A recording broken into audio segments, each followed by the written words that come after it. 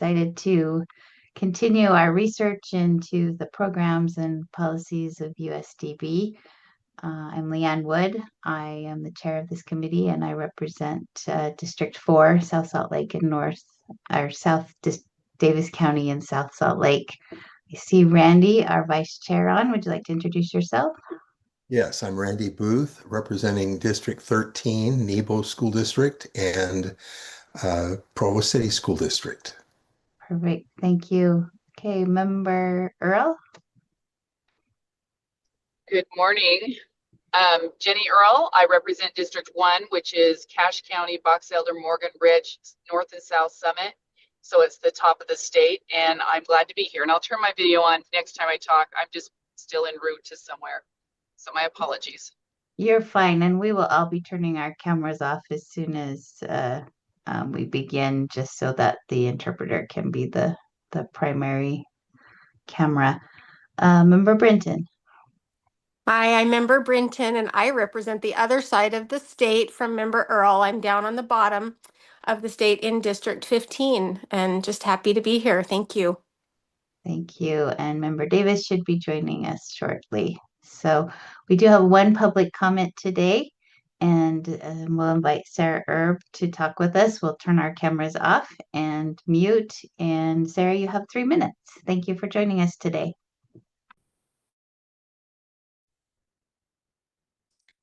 Thank you so much, Chair Erb. It's a pleasure to be here today. My name is Chair Wood, and thanks for, it's a pleasure to get to address the group and the new working committee. For those who are able to join today, I'm a parent of a student who is a Braille reader and attends a charter school in Salt Lake City. I live in Salt Lake City as well.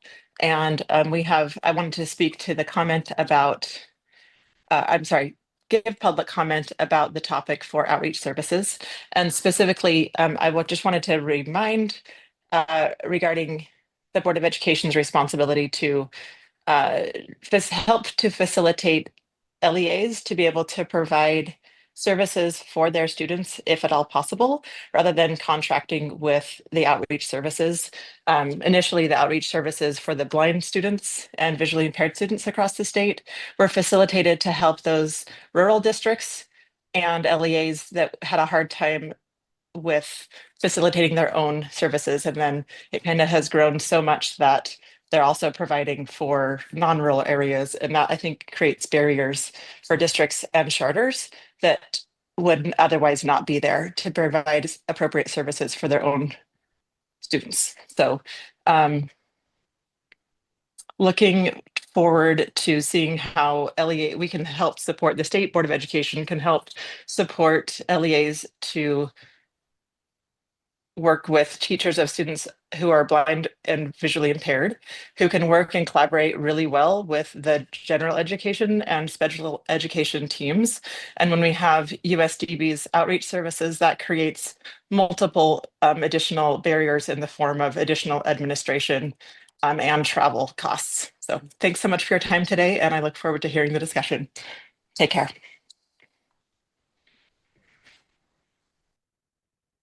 Thank you, Sarah, for joining us today. We appreciate and welcome any comment. If in the future there are others who are listening today that would like to offer comment and their experiences, we just ask that you reach out to Andrea Curtin ahead of time, and then you'll be able to receive the Zoom link in order to participate. So thank you again for being here.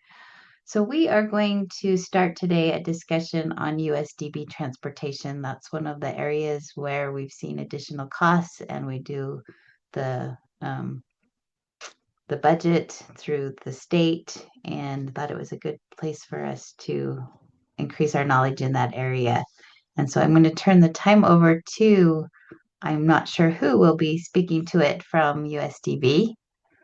I think we'll have the associate superintendents take this one because they're the most involved, up to their eyeballs in this day in and day out. Perfect. All right, Dr. Tanner and Dr. Patton, we'll turn the time over to you. Yeah, Michelle will do most of the transportation, so I will jump in when necessary. So I'm going to share my screen so that we can have context for discussion. When I did that, I lost a picture of all of you. There we go. Sorry.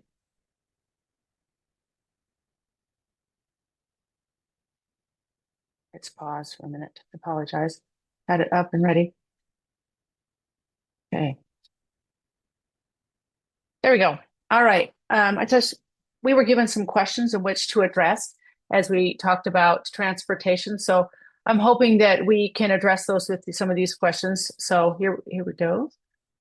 How much time how much time is spent on the van? How is that determined? So I just thought I'd give you some context. We ended the last year with 97 routes for our students.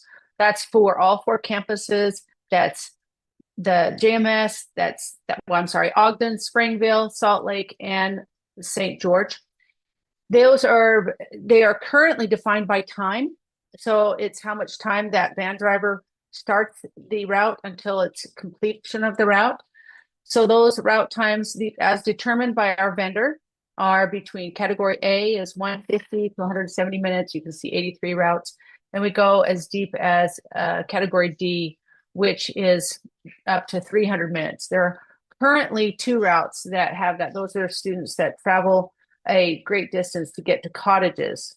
So they'll travel to the cottage from a different location than the Salt Lake point. So those are, as I said, those are currently determined by our transportation vendor. That's how it's currently been practicing, and it's done by minutes. The next thing is how they asked how many routes how are they determined? How does that happen? Currently, at the beginning of the school year, the vendor determines how many routes with all of our enrollment. They look at the enrollment and they determine the number of routes that would be appropriate. Additions to that, beyond that, are determined by when they add a new student, and then we somehow have to adjust the route sometimes. There is also, if there is an additional route, that also has to run through one of us. If it's a blind student, it would run through Superintendent Patton. If it's a deaf student, it will run through me, and then ultimately goes to the business office before we approve a route addition. Typically, we're asking questions like, can this be absorbed in another route? We are at the mercy of what the vendor tells us because they're the ones who developed the route. Changes to the route also occur sometimes because of a behavior problem. If there is a problem between 2 students, or there's a conflict with a driver, there also maybe something's happened on the route, like they need a different way. So things like that will change a route in the direction it's Michelle, going. let me jump in there as well. Another thing that might change a route or make a different addition to the route or be more costly to the route would be a student who is in a wheelchair and has complex needs, possibly a nurse riding with them. Those type of things are also go into how they make the route too. Yeah, that will change a route. Yes. We are currently in the process because one of the things we like is we don't like being at the mercy of the vendor to tell us what the routes are and what they're going. So we're in the process right now of determining what are the best routes, and where is our intention to assign those going forward, to tell the vendor these are the routes. So there are different ways we can do that. One of the ways we would like to explore is a route optimization software that allows us to use AI technology to actually adjust those routes. So it can do a very objective analysis on that. And it can also do a lot of other things. It can notify the parent, hey, your child will be there in 5 minutes. The van driver's coming to pick up your child in 5 minutes. It also accounts for safety purposes. You've taken a child on or off the van, that they have to account for that. It also allows Superintendent Patton and myself to watch, and the directors to watch where that route is and where they are in getting to school or not getting, not in the right timely fashion. So those are the questions we were given. I believe that was all the questions we had specific to transportation, but we would love and entertain any discussion or thoughts related to transportation. One thought before we turn it over there as well. As Michelle said, we currently are not involved in developing those routes. And I think Michelle and I both feel like, we're trusting Wasatch, which we do trust Wasatch. We're trusting that the routes are most cost effective. I don't feel like we have a choice other than just approving those routes because it's difficult. We don't have the information that we need to adjust those routes. So I wanted to make sure that that was stated. And one other thing I'll add is it's not just occasional that we have a new student on a route. As Karen Borg said in the chat, Yeah. preschool students increase throughout the whole year. So it's inevitable that there will be changes to routes that occur. And it's not just one here or there. It's significant throughout the year. So.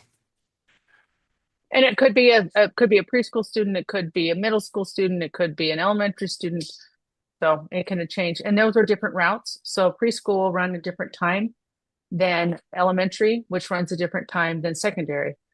There is ideas that we're considering of possibly having preschool and elementary starting and ending at the same time, but we want to keep secondary separated because there is some liability there between what secondary students could possibly expose preschool or younger elementary students to. So. All right, we have a handful of questions. I'll start off with one. Is there a limit per route that you can have? Like, do you have some routes that go the same, maybe same location because you have a limit of how many students can be? Because these are vans, right? These Yeah. are. Yeah. So the limit that we could possibly go to is 7. None of the routes are currently at 7. They're usually at 5 or 6 at max. We don't want to go over that for just capacity. We've got to have the driver, the 2 front seats available. Children can't sit at the front seat. If we're talking preschool, it usually limits us to about 5 that we could get max because the car seats take up more space. And so then that makes it difficult. And then the wheelchairs. If it's a van carrying a wheelchair, that would limit it as well. Okay, thank you. All right, we have Member Davis and then Member Booth. Thank you. Oh, took me a minute to get my camera off or on in this case. Is it possible to do any looking at automation? I know you said that they're all done manually, but do we know the costs of what it would be to automate and or to in the areas where we have school districts that already have this software, slip in on theirs by any chance to see if we could? We have been evaluating that. So Yes. we've met with several vendors and we have some, and we're also, there's a piece of the group we have been participating with is also meeting again with another group through the state geotab system that can help and assist with optimizing the routes. We absolutely think that is a necessary thing to do to make it not a manual process. It's so much better using the technologies that are out there, and they're out there. It costs about $40,000. And the reason there's a startup cost of $40,000, you have to put some kind of electronic device, whether it's a phone or a small iPad. I would recommend a very small iPad because you want to be able to see the route. And you also have to note when the child gets on and when the child gets off. And that's how it keeps us in the loop. So the initial cost of purchasing those devices to put in all the vehicles. And then, of course, then after that, we have software maintenance that we have to maintain so we go have access to it. Thanks. And I apologize if you had said that and I missed that. And the other question is transportation required on all of the IEPs? Like for the students where USDB is a choice, where the district has said, look, we can meet your needs here because we have this special school for multiple disabilities or something, but they choose, are we still required to provide transportation in that instance? We are. Well, if they're attending our at one of our campus programs, one of the things that is a service, that is something that's considered, and we have a little box on the IEP that you actually check that says, yes, this student requires transportation in order to have FAPE, which is meaning this placement is where they're going to get their best free appropriate public education. It's the least restrictive environment, and it happens to be at a deaf school or a blind school. Then yes, then we would be responsible for So transportation. that's And probably the the bigger district, question, right? yeah.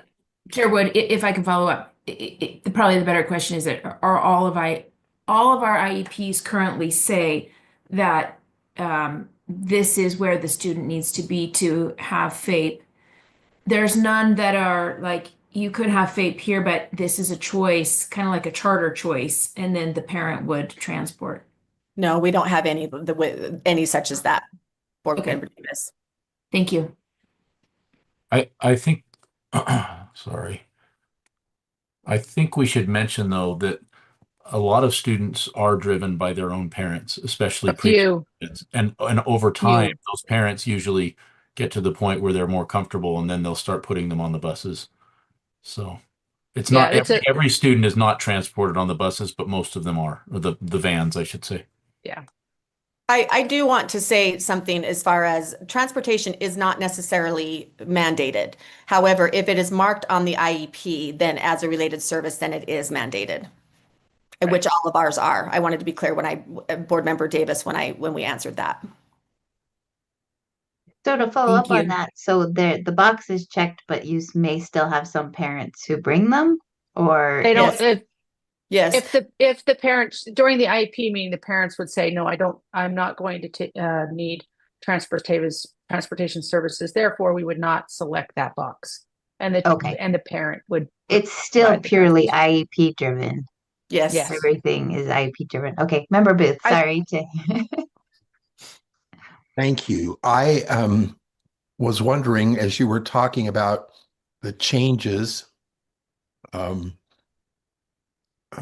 Superintendent Coleman said a lot of changes throughout the course of the year, and then one of you piped up with a few changes.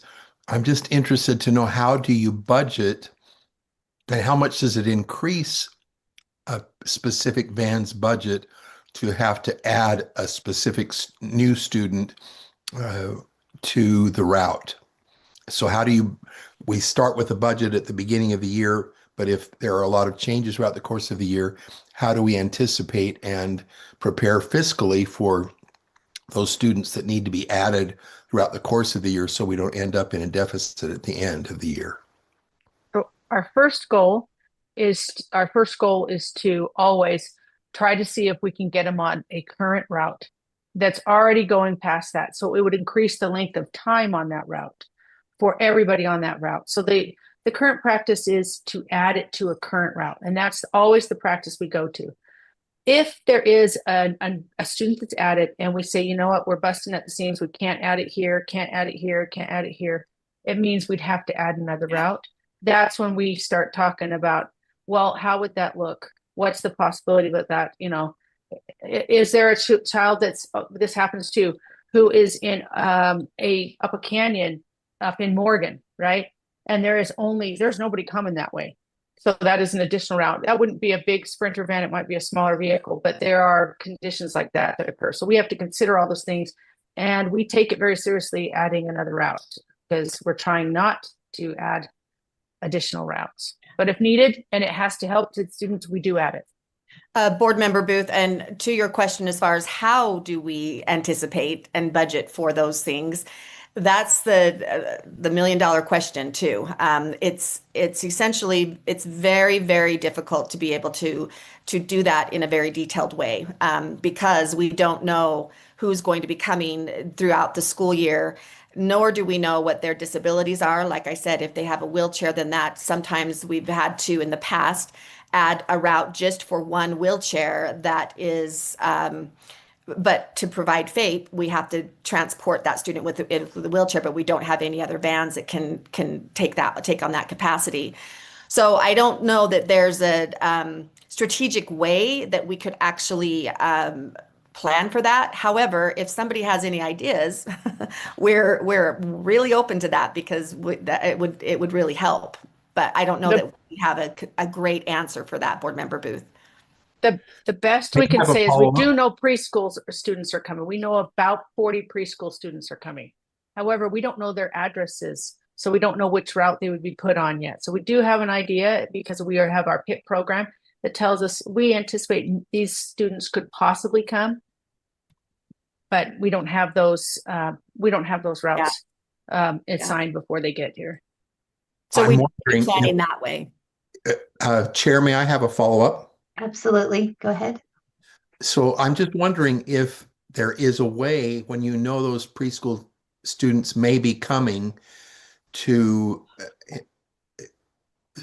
for purposes of projection and fiscal responsibility, to get those addresses. We know that this is a possibility that you may be, if you anticipate throughout sometime during this school year that that you may be joining our ranks, could we get those addresses in advance so that there was a chance to project and prepare fiscally for those eventual additions? And I know that in the middle of a school year, when you have so many things going on, um, there are so many intersecting uh, complex issues that you must consider and balance appropriately, that new people could be added and new and additional costs could be added without anybody really knowing, uh, back from a fiscal standpoint, how this might impact the end game when we finally close out the year.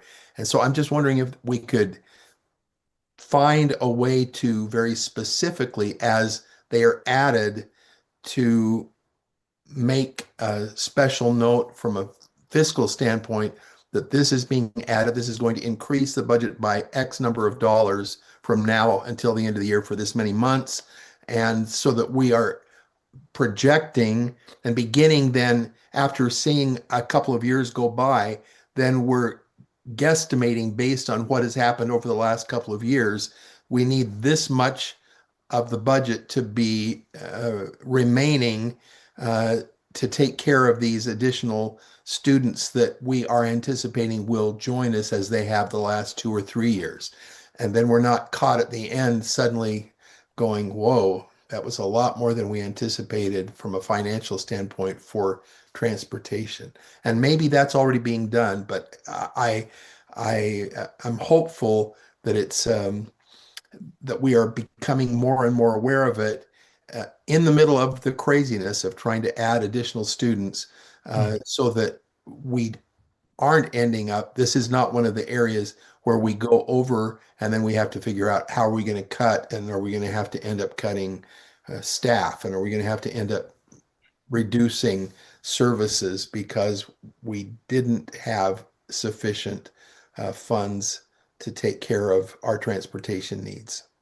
Joel, sorry, did you want to speak to that? I think some of that flexibility is built into the budget process with there's an appropriation for transportation each year, and USDB's to from transportation comes off the top of the amount that all the districts in the state receive from the legislature.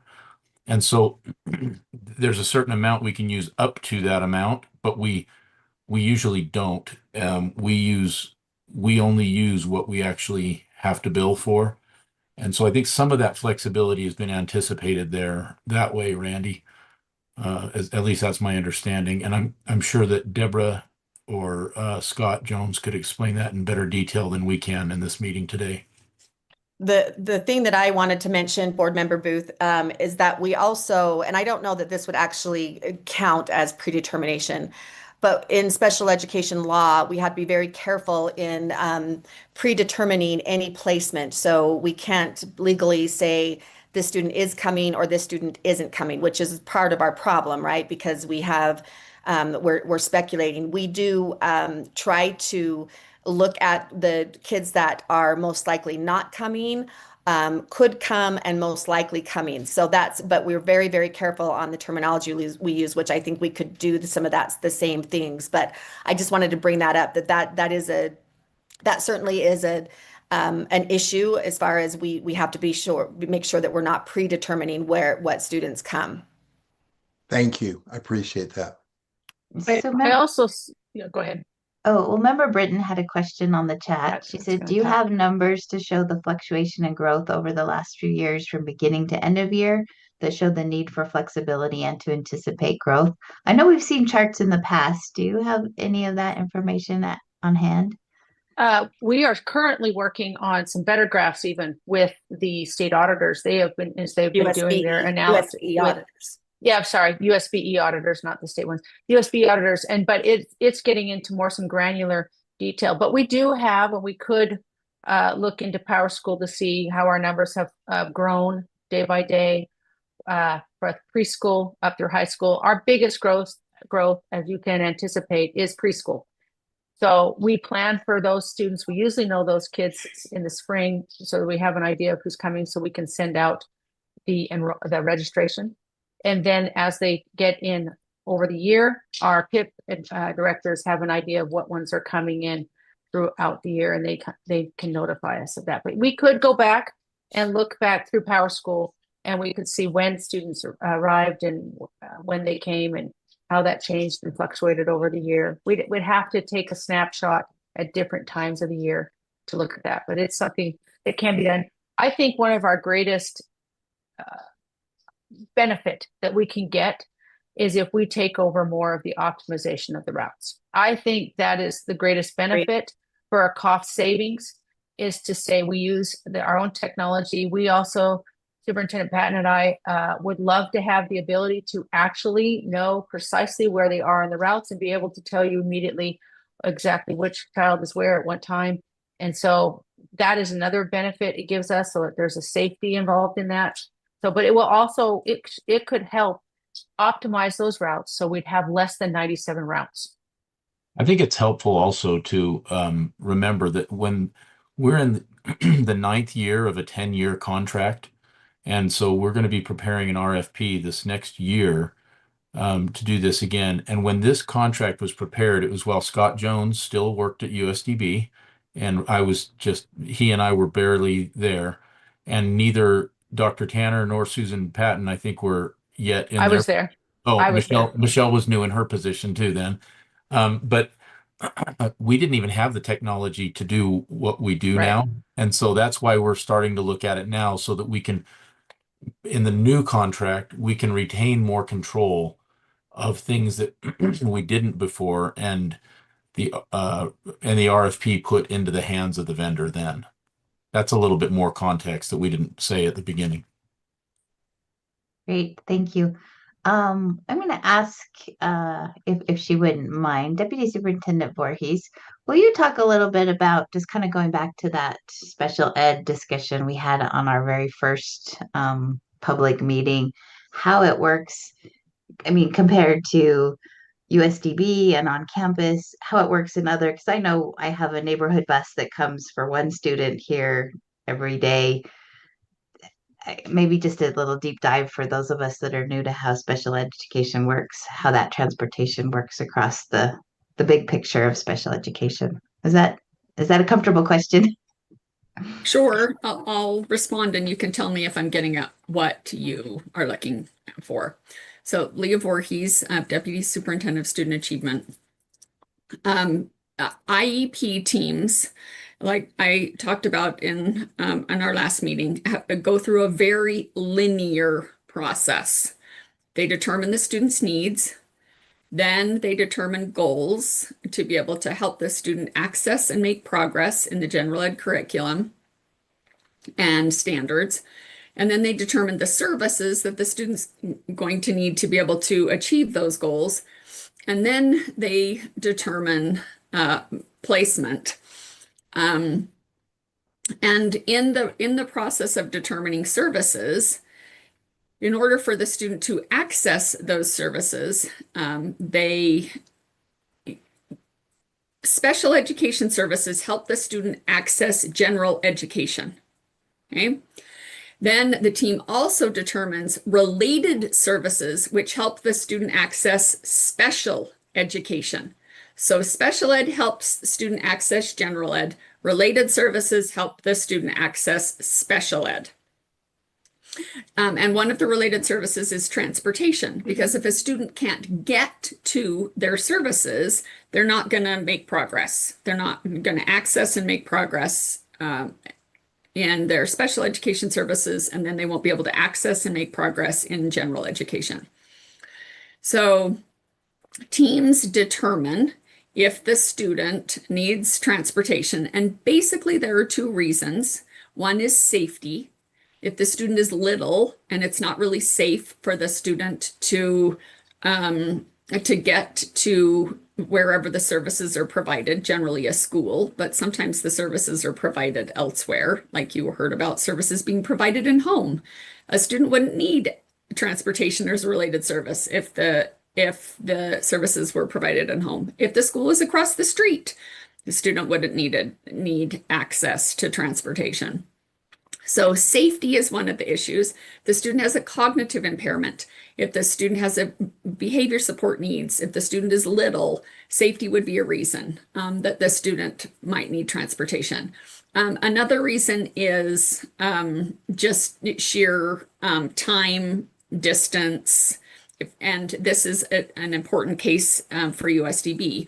Because if the student school isn't across the street or down the street, or there aren't older siblings to help get the student to school, or if there aren't neighbors to help get the student to school, or if the parent isn't already getting the rest of the kids in the family to school, getting the student to school to be able to access the services becomes a need. And that's where generally the decision point for IEP teams is safety or time and distance. But not every student in special ed needs transportation. It's just a consideration that every team goes through for every individual student based on their needs, their goals, their services. And the IEP team goes through that process every single time for every single student.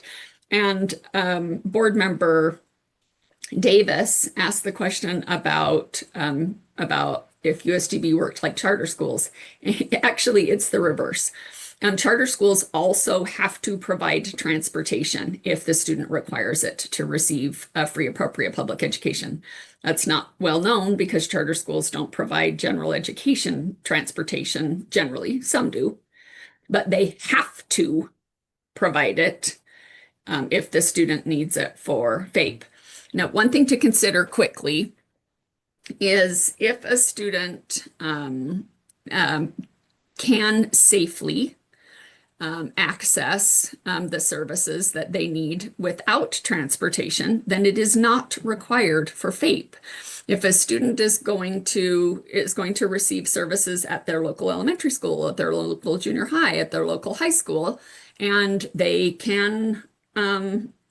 are able to get there on their own or with their older siblings, or they can drive themselves, or the family is taking all the other kids to school because they prefer that their student doesn't walk, then the student does not need transportation to receive a FAPE, and that box is not checked, to Susan and Michelle's points. When the school district or charter school has a transportation route based on distance.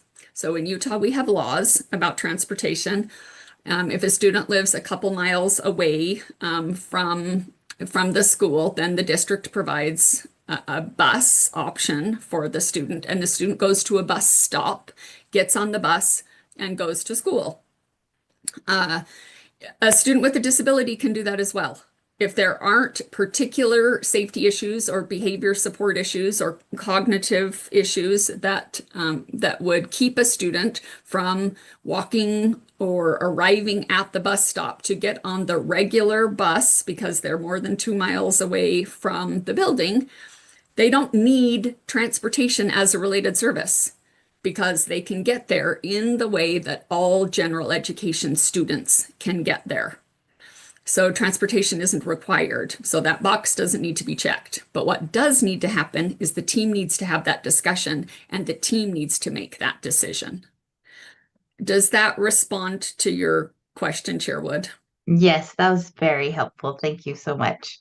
I think that constant reminder of needs, goals, services, placement is becoming kind of the mantra in my head as I'm understanding how all of this works. So thank you so much.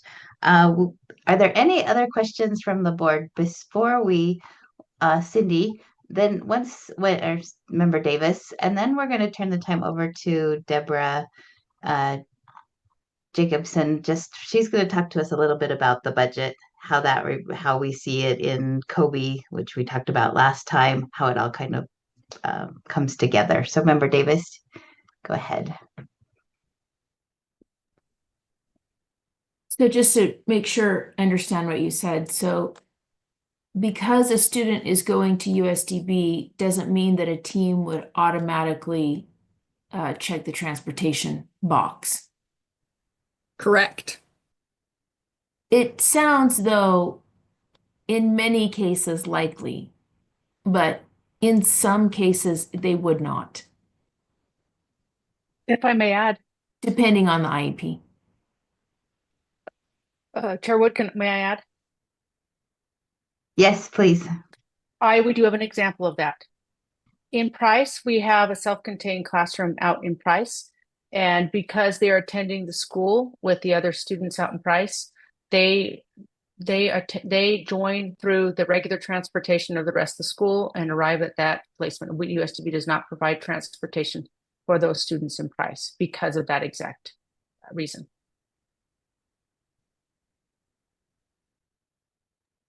One other question before we move to Ms. Jacobson. Can you tell me what's happening with the 300 minutes?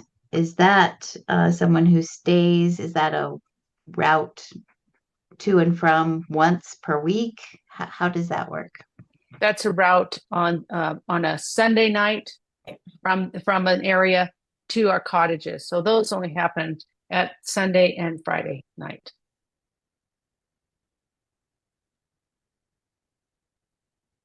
Perfect. That makes sense. All right. Thank you.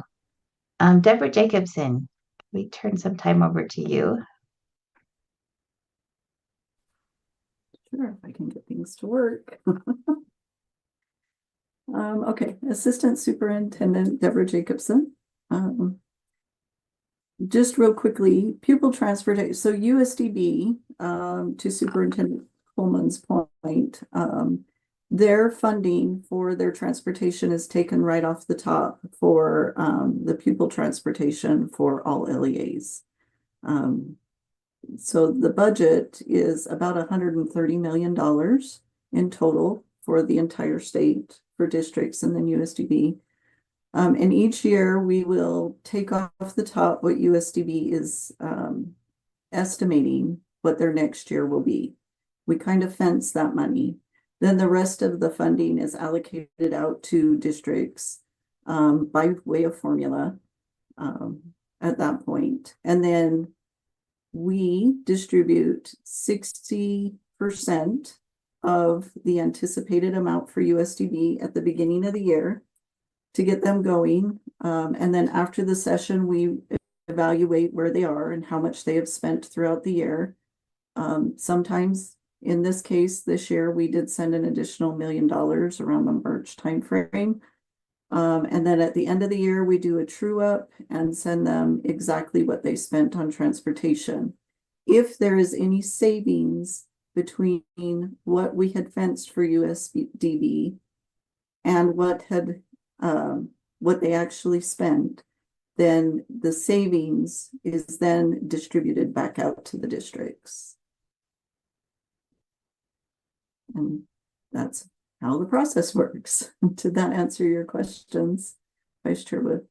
And have we ever gone over the fenced amount? Or are we pretty good at that?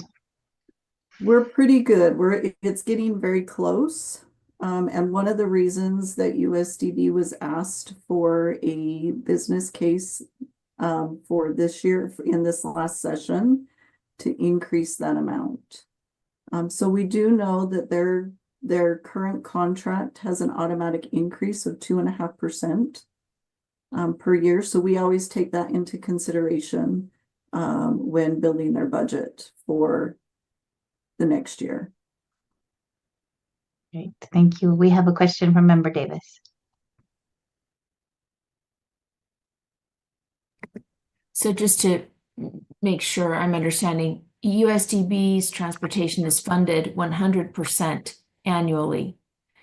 And then the districts will be funded at whatever percentage will work after what is used for USDB. Right. I mean, it Up seems like to 85%. up to 85, right? Right. For a long time, it was like yes. 60 something, but now we've gotten a little bit of increases, I think, there too. Yes. Okay, thank you. Uh-huh.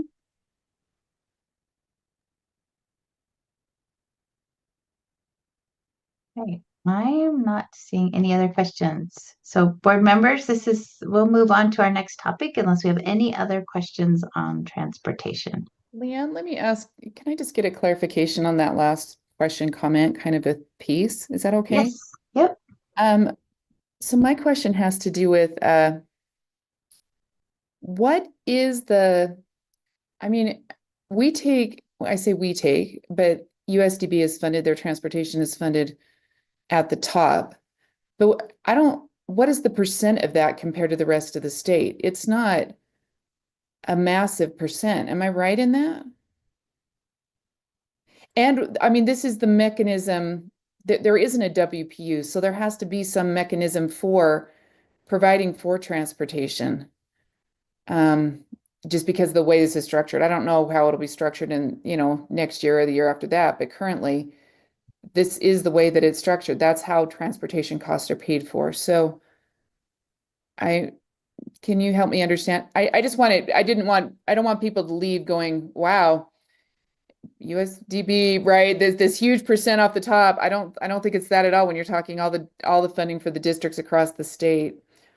And I don't even know if you can tell what the percent is, but it's just the mechanism used in order to make sure we meet the needs associated with USDB because the legislature funds them because the way the funding is put out there. Anyway, sorry. Is there any comments to that? If not, then that's fine too. So currently, based on the current year appropriation and USDB's current year budget, it's about 5% of the overall pupil transportation budget. Okay. Depends for them. Okay. So that gives us an idea of where that was at. I was just curious. Okay, thank you.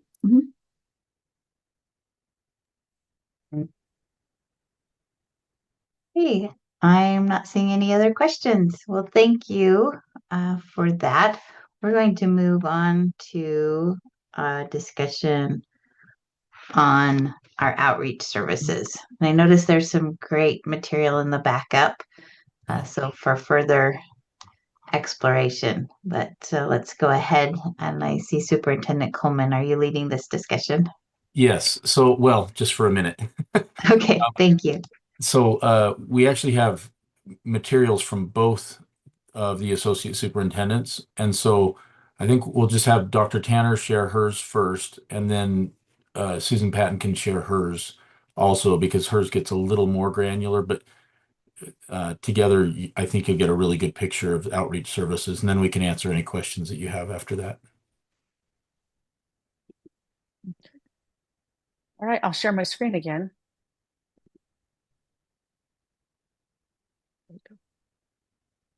All right. So this is this is a slide from Superintendent Patton. This is a link to our policy manual on some of the practices and procedures. If you wanted to add, do you want to say anything on that slide? No, other than in one of the backup documents that was shared with you yesterday, I think there's a link and there's some more detail too as far as some policy and procedures for outreach. So you can have that and read that. Yes. What we're talking about. So basically, all of the students, even in the outreach, have to be considered through an IEP process. Kind of the same story we've been talking about. The LEA, which is a district or a charter school, meets and they consider lots of things. One of which is USDB services if a student has a sensory loss.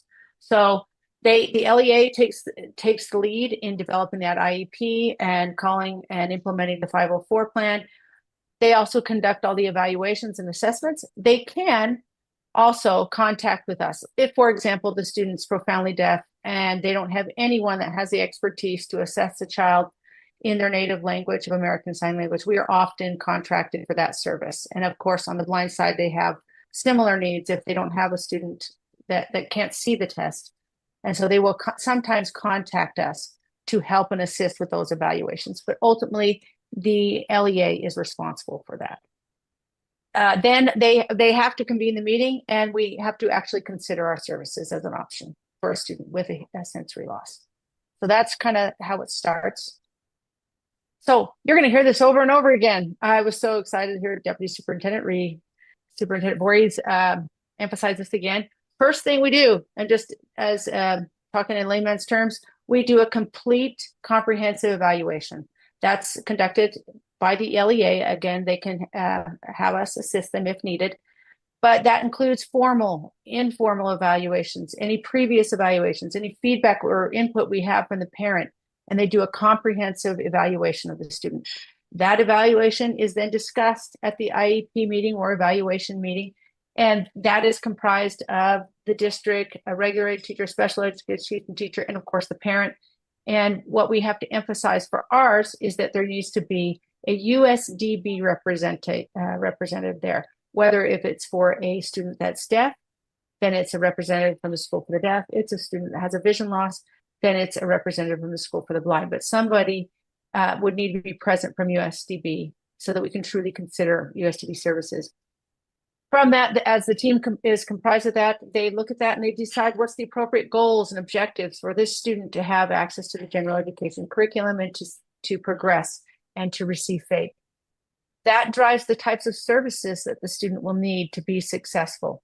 That the goals and objectives drive the services, and as Deputy Superintendent mentioned, services drive placement. So if they have intensive services, or let's say the student is a student with hearing loss who needs direct communication with their teachers and peers, then we would consider a placement at USDB. Or if they're in the outreach, we also have to consider all those things. And if they're in an outreach area and the child's like 4 years old and the parents are not comfortable, as totally makes sense, to send their child to a school far away, then they stay at their district and we provide support. So that's kind of the general process we follow. And let me add a couple of things as well, as far as the School for the Blind outreach.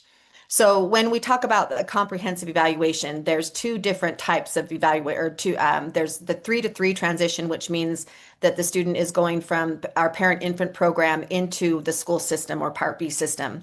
That they have to do an eligibility at that point, and that's done by the district. After that is done, once they are in the school system in Part B for vision services, for outreach services, they must fill out a referral form. And that referral form comes through USB, and then we send out a teacher of the visually impaired and possibly our optometrist who does a functional vision assessment. Now, those assessments, we linked those in the backup document because I wanted you to have those assessments. We are not involved in a comprehensive evaluation for all domains. We're only Right. Assessing their vision and vision loss and how they're utilizing their vision. And then we are involved in that IEP team's discussion regarding only the vision placement or only the vision loss, and what is needed, what those goals are based on the assessment, what those goals would be, what would be generated from that vision assessment. I wanted to be clear that we're not involved in the psychological evaluation. We're not involved in those evaluations, only the sensory loss evaluations. I think Board Member Booth has it. Yeah, I was going to say on the deaf sides, we are often involved in the psychological evaluation because it's in American Sign Language and they can't access. So it's different between the School for the Deaf and the School for the Blind.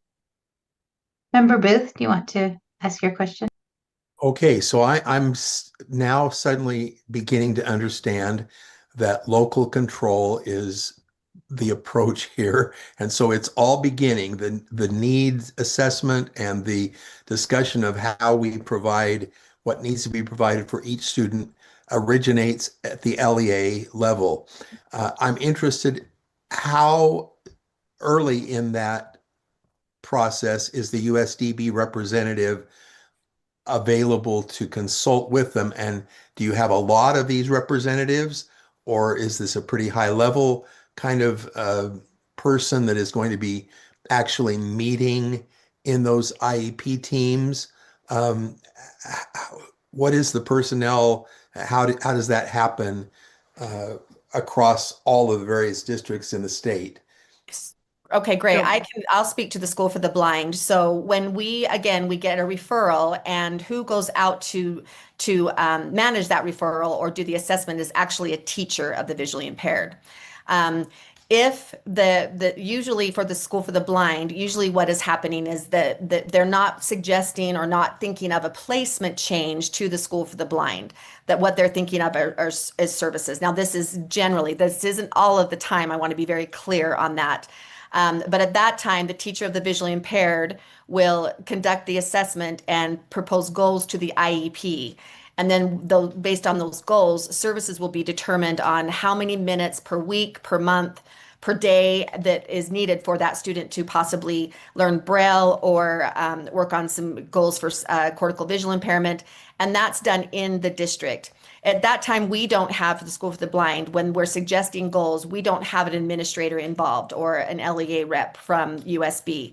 However, if the team is wanting to discuss placement, then an LEA rep or one of our directors does attend that IEP because they can commit resources as far as, yes, the student can be placed at USDB. Does that make sense? So the initial IEP for the School for the Blind, the IEP when they're referred for services and we're going to be put on the IEP, the assessment is done by a teacher of the visually impaired, goals are written by the teacher of the visually impaired, and the services are provided by a teacher of the visually impaired. If we're wanting to discuss placement based on those goals, then we involve one of our LEA reps, which is our director. Directors could be anybody. and I would say that is precisely the same process that you find on the School for the Deaf. If we're just considering outreach services and within the district, within an outreach program, one of our teachers of the deaf will be the one that's assigned to that area, will attend that IEP meeting.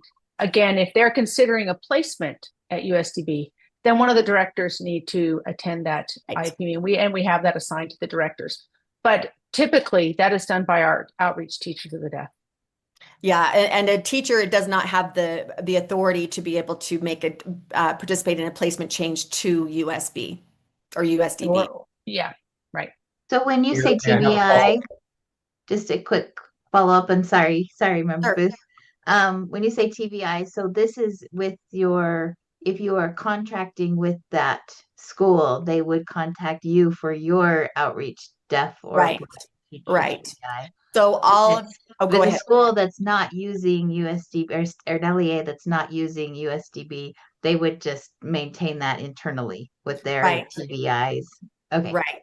They would thank do you. a referral internally. It's a similar process still. The referral goes to a TBI within their district. Okay, sorry, Member Booth, for interrupting. so I'm just wondering then, the local school district is responsible for the services, for the has complete fiscal responsibility for that child and whatever they're doing with that child until there is placement with USDB. At the point that USDB is involved in placing a student in one of the USDB facilities, then you take over on responsibility for the financial support of the services, or are services being provided to the LEA for which the Right. LEA is paying USDB, or not? I'm just confused a So little. there's, I think Board Member Booth, that and it is quite complicated. I often tell people, USDB, if we're not complicated, then we're not doing our job. If we can, and that's a joke. But anyway, um, it's kind of a yes to all of the above. Yes, we take on the complete fiscal responsibility if a placement change has been made so that that student is now attending one of the campus classrooms for the School for the Deaf or the School for the Blind. Financial commitment is also committed for services if they are either contracting with USDB or they're below the 3% districts. If they're below the 3% districts, we are providing at no cost at this point in time services for a teacher of the visually impaired, an orientation and mobility instructor. We are providing those services and we are signed onto the IEP as USDB representatives. So let me give you an example that might help. We get a referral for a student that is in Sevier County, a Sevier County school district. They send a referral to us for vision services because they're worried about a student's vision, but they don't know what the vision services might look like or what is needed. We then send, because we get the referral, we then send a teacher of the visually impaired and oftentimes our optometrist, and they conduct some evaluation to propose to the IEP team. Then the IEP is then convened, and we say, based on our assessment, these are the goals that we would suggest to the IEP team. Then based on those goals, we would say, okay, this student would need 30 minutes of Braille instruction 3 times a week. And then we would write, if the team agreed to that, again, the team does agree, but we're making those proposals based on our expertise. Our TVI would then sign on to the IEP as a representative of USDB. We are committing our services at that point, but the placement change is still going to be within Sevier County. But because they're below the 3% district, we're providing that at no cost. Does that make sense? Does that help clear that up? Yes, yes, it does. Okay. Thank you.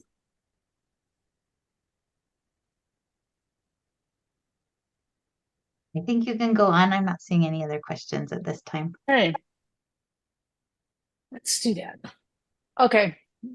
So this is how do we determine the amount of time? So this was one that came from the sheet. I think Jacqueline must have added this slide if you want to address it, Susan. Yes, so this just talks exactly what I was explaining to Board Member Booth, that the IEPT determines the amount and type of services. I think it's clear, we need to be clear that at this time, when we're determining services, our TVIs or our teachers of the visually impaired, our O&Ms, they are part of that IEP team. It's not the district deciding what USDB is going to serve or provide. We are part of that team. So these are just some of the determining tools and also what assessments we're using.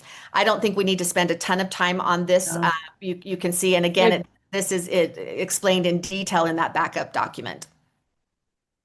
So basically, how do we determine, they asked, how do we determine the caseloads and how are those assigned? So in a caseload includes the individual student service time, which is obviously what's listed on the IEP. Then we have to give the teacher time to prepare the lesson. There is always included travel time. In some of the rural districts, that's an extensive amount of time. If we have to go clear to Mexican Hat, or if we have to go to a far corner of the state where there's very few people, that often can be higher. We also include time for them to attend those IEP meetings annually so that they're able to attend all those IEPs of the students on their caseloads. And we need to give them time to conduct assessments. So as they prepare for those IEP meetings, that they are also doing all the assessments to make sure they're ready for those things.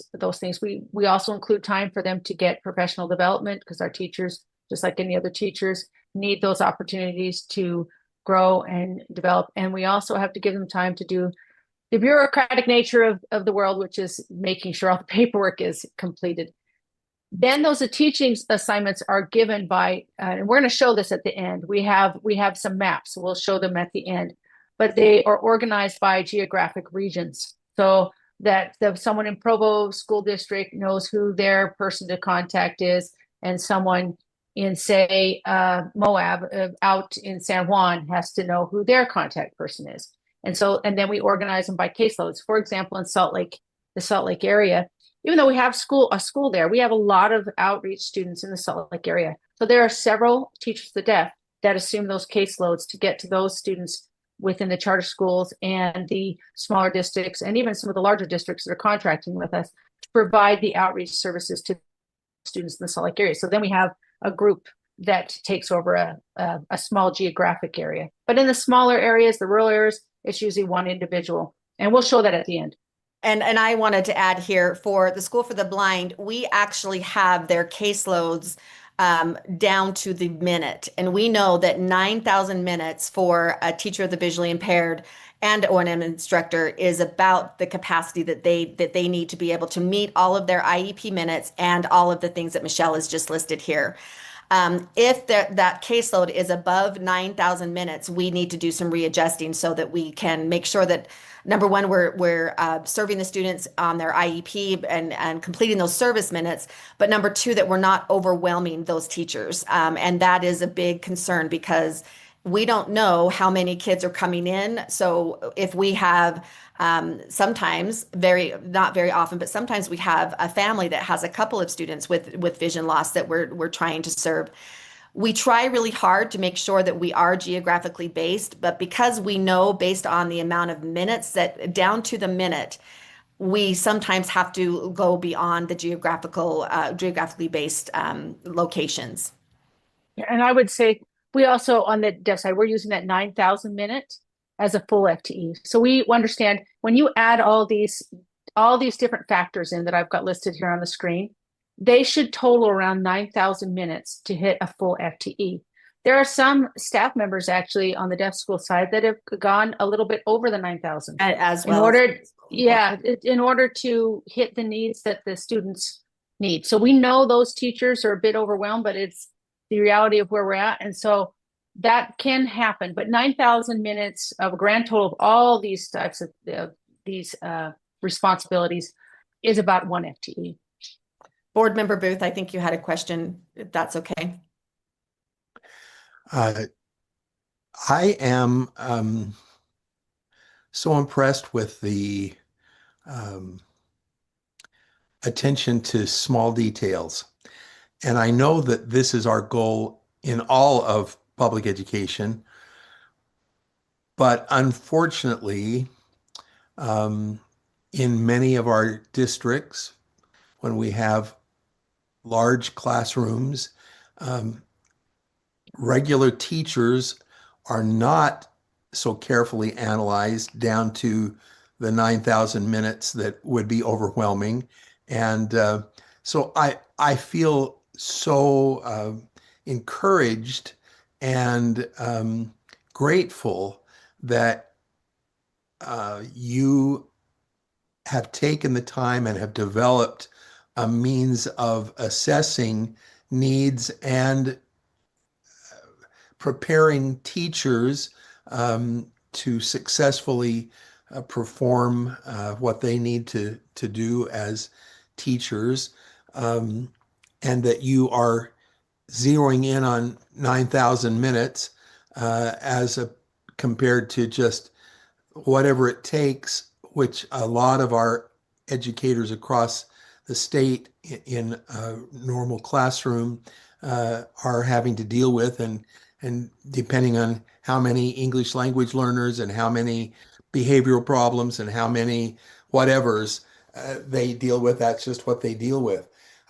I feel that we have with the system that you have set up and the involvement of the professionals in the evaluation process and the IEPs and in the recommendation of services provided, I think we have a great system in place to provide for these students, probably better than we're providing for many students across the state. And I'm not downplaying the excellent work that's being done by LEAs across the state, but you definitely have the detail and And I'm really, really grateful to see that. And I want to point that out to the working committee as they get together and to the legislature so that they understand that this is not just, okay, well, we happen to go over this much. We went over that much Yes. based on very specific guidelines and parameters that have been considered by not just one individual, but by a team who have responsibility for that child's education. And so I think we have our bases covered, and we should feel confident in proceeding in the manner in which you have been proceeding. The only thing that I would want us to investigate possibly is how that level of detail and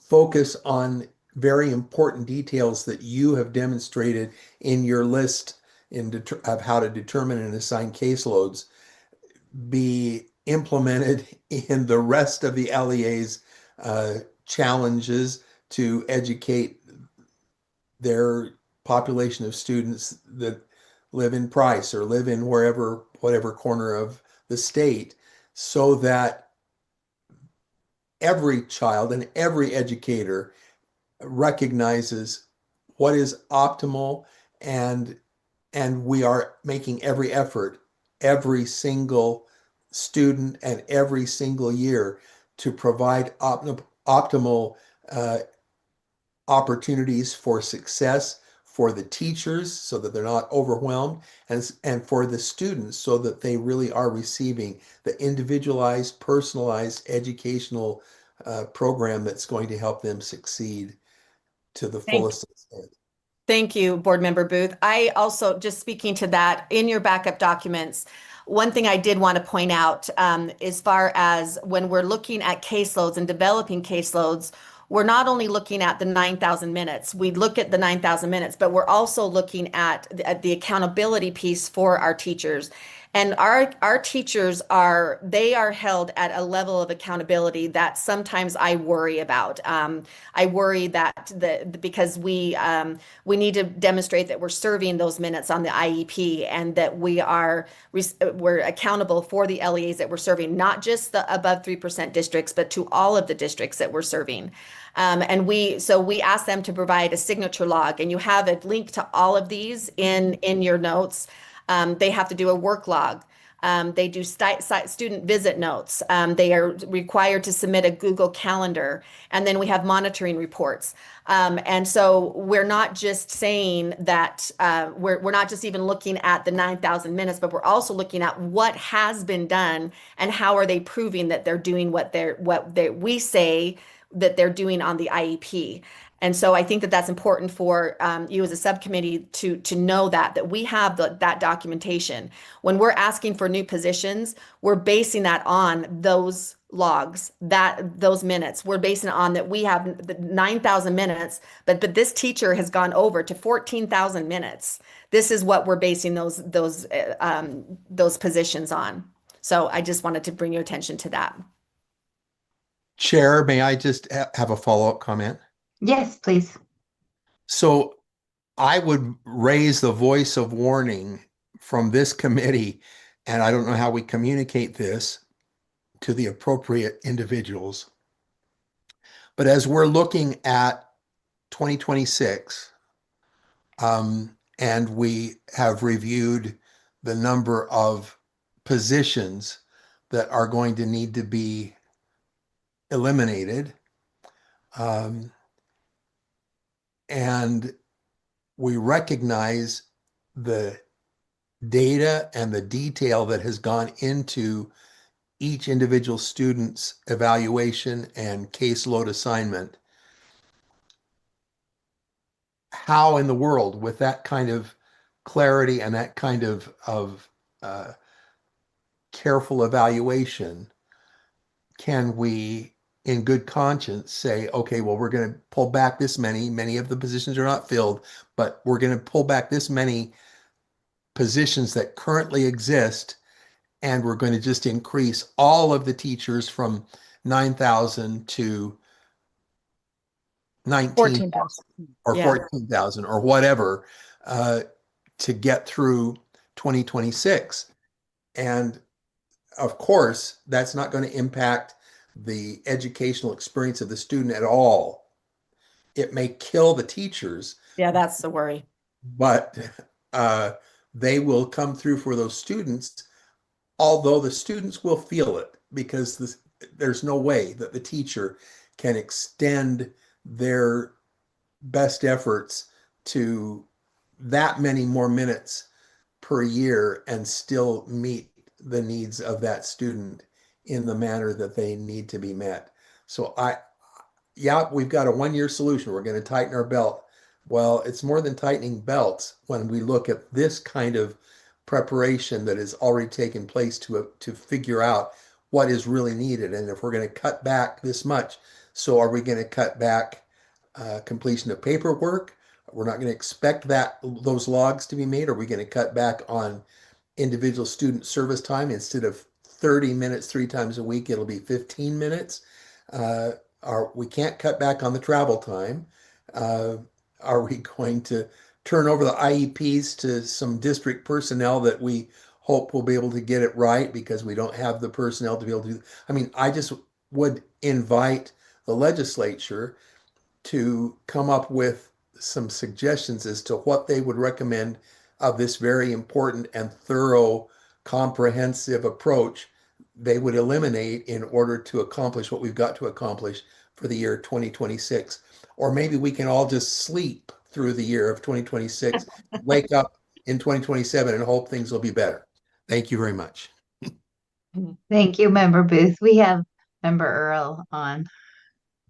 I'll be quick. And I think Randy said kind of what I was thinking. It's just that deliberation process that we've gone through and to make sure that our teachers are not burning out or don't have or have adequate resources so they can adequately fulfill the needs of the students. So unfortunately, we can't sleep. we do have to put best recommendations forward. And I feel like both staff and USDB personnel, and also I think there's some legislators that are listening and trying to meet the needs. And I am grateful for the efforts that have been put in. So I'll stop with that because I think Randy kind of articulated my thoughts too. Thank you, Member Earl. Do we have more? You do have more. Okay, let's keep going. Thank you. It looked like Board Member Davis had a hand up. Board Member Wood. Thank you. I missed it. Member Davis.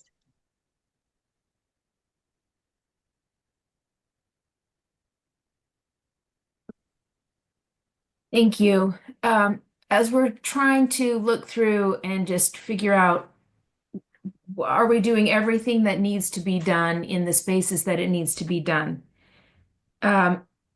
It's USDB is providing services in all of the placement options. So do we need to provide services in all of the placement options, or could we focus on a couple and leave the rest to LEAs? And I guess that question is, and I may phone a friend with Dr. Voorhees because I've tried to bounce this around a little bit to try to understand better how we really streamline and polish and perfect and preserve USDB so that we don't have other folks maybe legislatively want to just send everything back, just send it all back to the LEAs. Like, are there some things that could be narrowed and done by the LEAs? And are there some things that have to be done by USDB? I guess is my question. So when USDB comes in, we're coming in as the experts for students who have a specific hearing or vision loss. So the districts can hire their own specialists that have, because they'd have to have licensure, they have to have expertise in these type of issues, hearing and vision. So they could possibly do that. However, we have charter schools, we have small districts that have one child at their school. So hiring an FTE for this one child that's going to get services, whether it be an hour a week or 30 minutes a day or whatever it may be, that isn't going to equal up to a full FTE. So in economy of scale, that is a cost savings to the state that USDB is able to do that, because then we can provide it for this charter school, this LEA, this LEA. Even honestly, the big districts often don't have a need for a full-time teacher of the deaf or TBI because of the nature of these students. These are low incidence disabilities, meaning there are very few students, so they don't come up very often for a district. Could they hire someone? They could hire someone. It would be in excess of what that would be necessary. And I don't know many people that'd be interested in a 30-hour, 30-minute a week type of a job. So that makes it difficult for them to do that.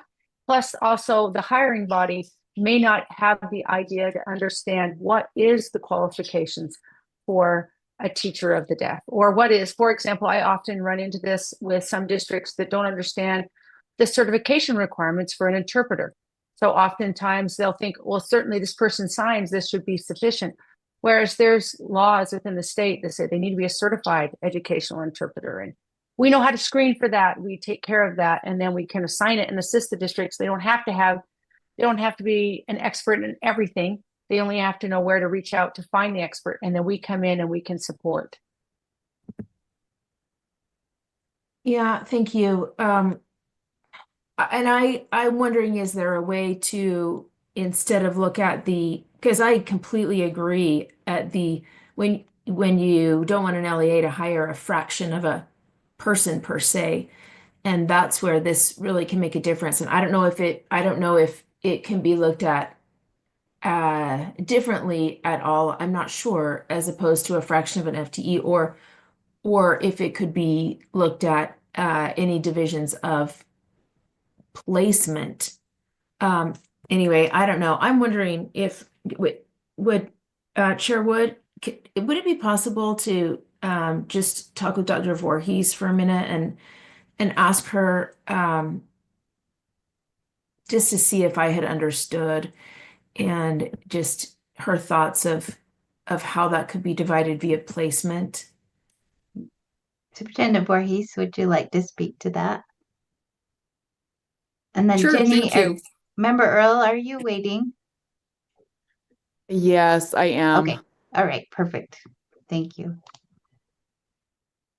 Chair, did you want her to go first or? No, let's go ahead. I just wanted to make sure that I wasn't missing hands. So Okay. Go ahead. Okay, Leah Voorhees, Deputy Superintendent, Student Achievement. So in preparing for the working group, I thought about the services and supports that USDB is playing and kind of laid it all out. So currently USDB provides itinerant services to students in regular classes. And remember from last month's conversation, there are 5 placements on the continuum, okay? So USDB provides itinerant services in regular classes. USDB has special classes and provides itinerant services in district and charter school special classes. USDB has special schools and provides itinerant services in LEA special schools. Some students are on home instruction, not that many, and generally home instruction comes and goes when a student has a major medical or mental health issues. But USDB provides home instruction and instruction in residential. They have the cottages, but would also provide itinerant services in a hospital or a residential treatment center that the LEA was providing. So USDB is providing services in all 5 of the placement options. So if the conversation is about the system and where USDB fits in the system, as opposed to the conversation about what services and supports do students need, kind of flipping it to be the bigger issue about where does USDB fit in special education in Utah. One way to think about it might be what services and supports in which placement options should USDB provide? And leave the other ones to LEAs. Associate Superintendent Tanner's recent point about expertise is an important one to consider in any conversation about how USDB fits in the system. But looking at the services and supports in fewer of the placement options may be one way to conceptualize how USDB fits in the system. And may I follow up, Chair? Yes. Which would be the most quickly evident of the placement options that would be the most appropriate or the most needed within the system if you look at it more holistically like that? I really would need to, I think we'd need to sit down and look at what services are the number and type of disability of the students that are currently being served in each of those placements to be able to determine what makes the most sense. That actually might be the easiest way to respond to that question. And that's something that the associate superintendents and I could certainly do in between now and the next meeting. We actually already have meetings scheduled to respond to a couple other questions. So we could certainly look at that. Chair Wood, is it possible to ask for that information to come back to us just as, or to the working group or to both of us, just as a discussion point as we're trying to really look through every single option that are out there?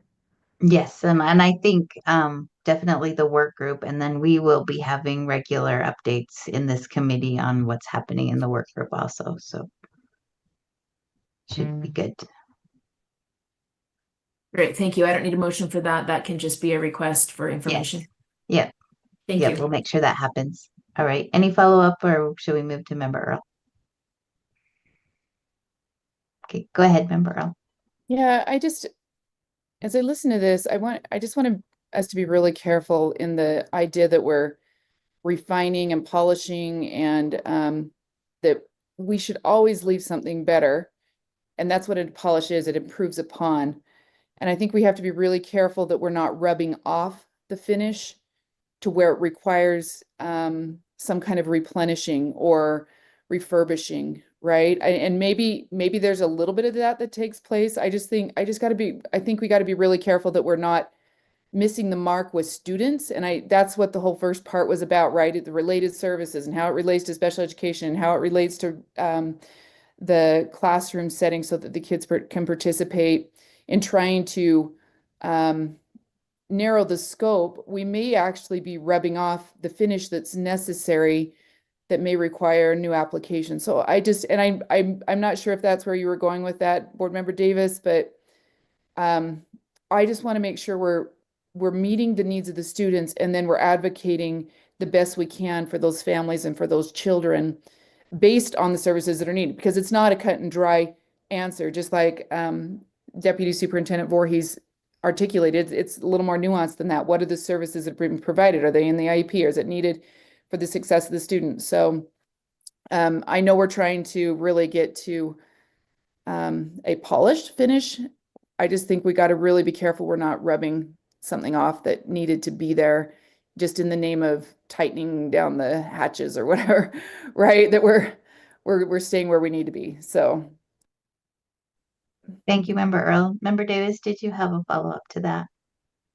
Yes, thank you. No, I agree 100% with what Member Earl just said. And I think the goal is to emerge better and stronger in all ways to meet the needs of students.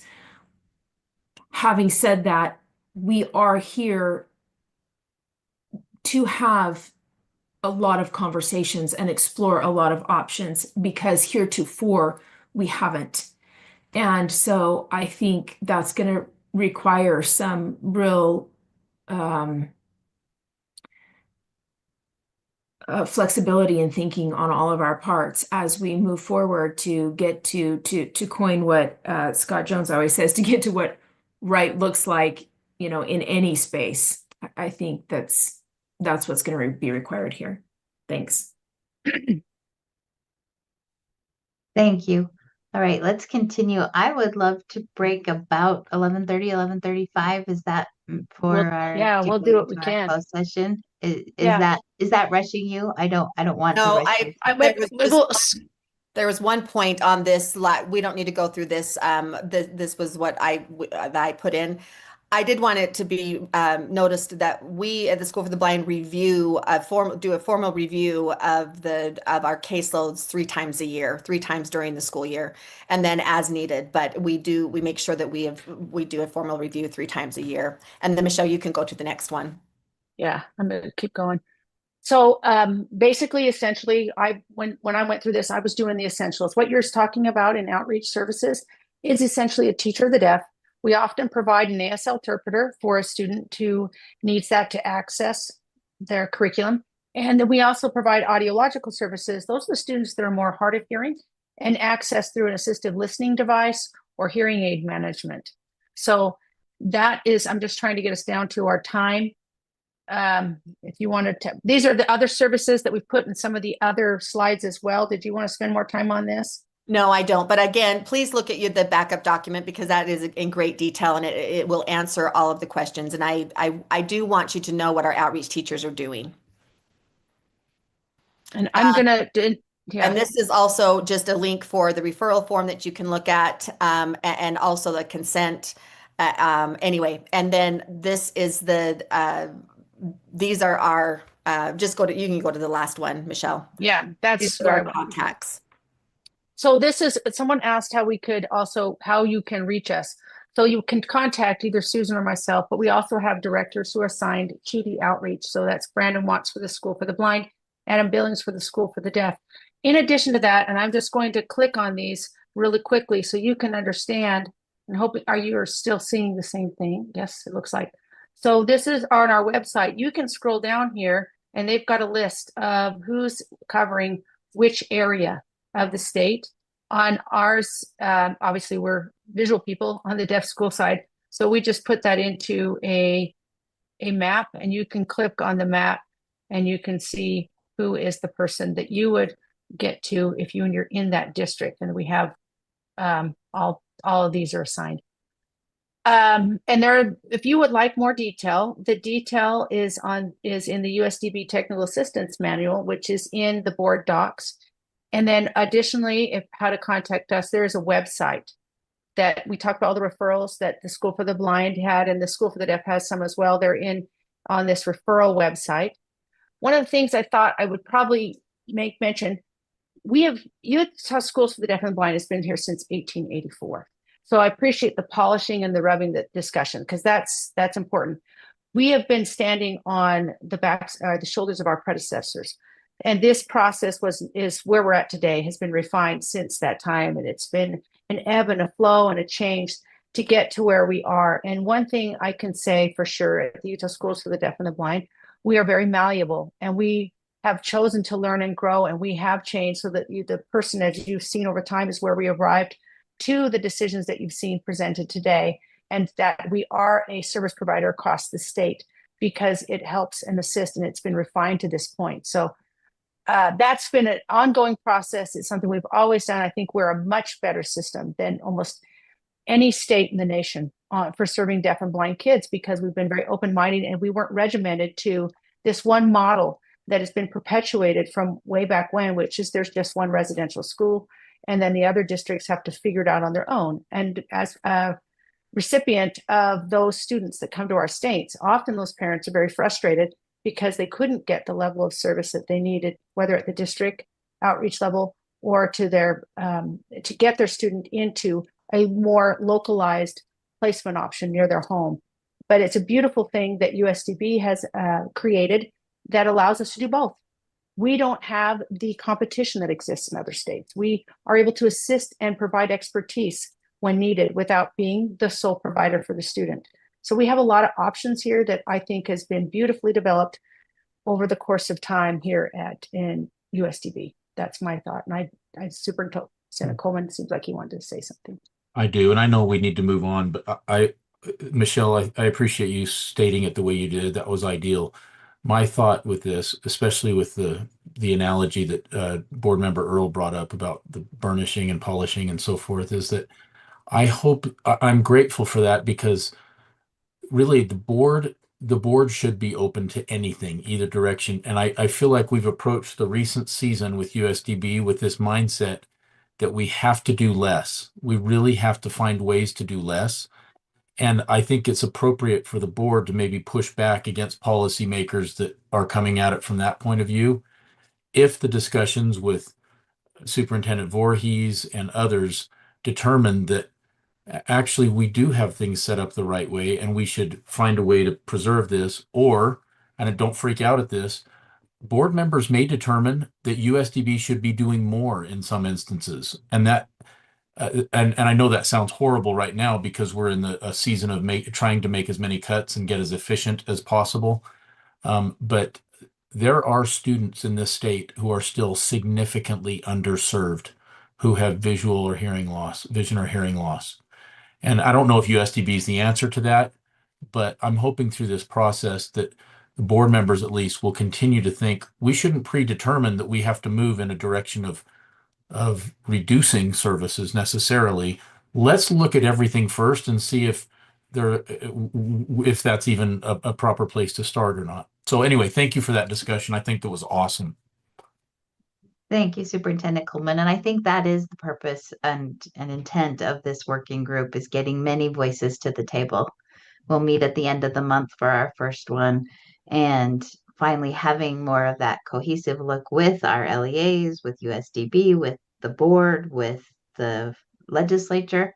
All of us have to get on the same page. And I don't know that any of us have been on the same page. Yeah. In my perspective, we haven't been for at least the last few years. And so hopefully getting us all on the same page and listening will make sure that we're doing what's needed for the students above all. Right. Member Booth, do you have a last comment before we close out on outreach and move into a closed session? Just thank you very much. Great to have this information and to be reminded of what an excellent program we have for our children across the state. Okay, thank you. And did you, both Michelle and Susan, did you get through? I didn't mean to rush you through. I just wanted to kind of set pace on where we were. I think we're fine. We did it. Yeah, we did it. We got through all the slides. Okay. But please look at that backup document. That it really does have a lot of information on it. Okay, And Member David. Chairwood, I just want to say that when I said we haven't had the hard conversations, I'm not talking about USDB. I'm talking about me as a board member, ourselves as board members. And sometimes exploring the one helps you to understand and justify the other. So I do think that, as we look at every single area, we will become much more well-versed with our legislative partners when we describe what is needed, who it's needed for, and why it's needed. So thank you. And I think that's really the purpose of this standing committee right now. We haven't had a lot of work sent directly to us. I think over time we'll see how we help in kind of managing policies as they come through before they come to the board.